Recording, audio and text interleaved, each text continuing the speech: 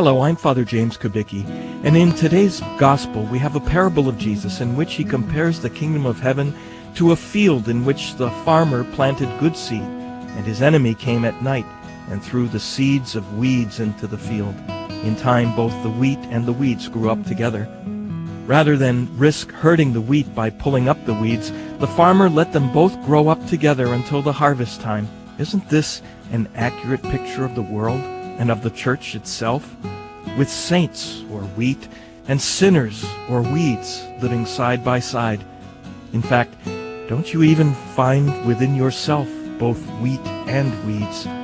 Pope Benedict talked about this a bit when he reflected on the life of St. John Leonardi, who lived in the late 1500s, a time of scandal and turmoil in the church. Here's what the Holy Father said.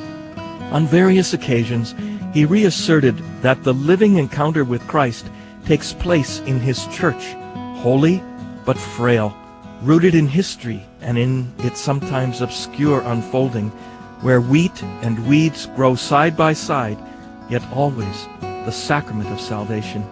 Since he was clearly aware that the church is God's field, St. John was not shocked at her human weaknesses.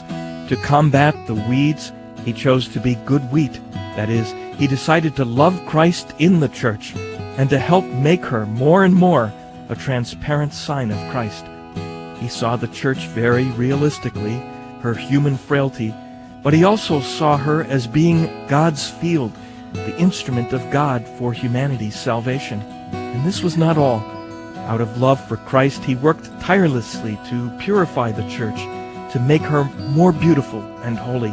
He realized that every reform should be made within the church and never against the church.